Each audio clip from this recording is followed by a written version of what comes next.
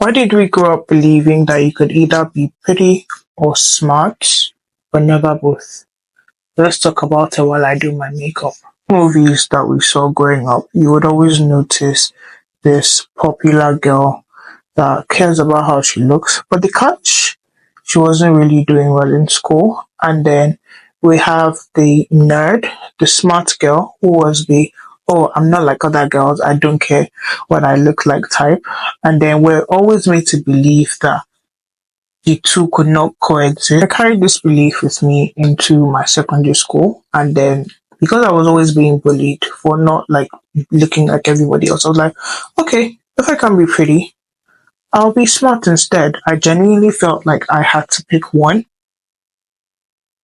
Then I got to uni, everything was new, there was a lot of imposter syndrome, and suddenly I did not feel smart anymore.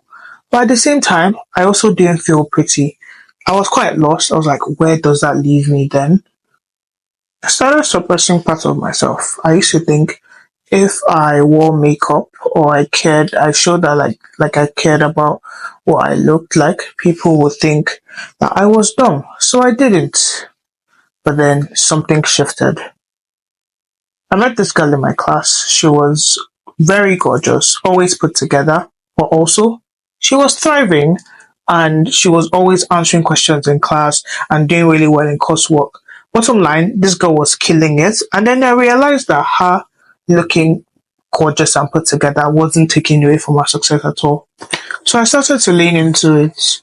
I stopped thinking that being smart and looking beautiful were opposites. I know what I learned. I've been wasting so much mental energy suppressing myself. At the end of the day, whether or not I'm excelling has nothing to do with how good I look that day, so I might as well do what makes me happy. The moment I let myself be, I had so much more mental space and no regrets as to how I presented myself to the world.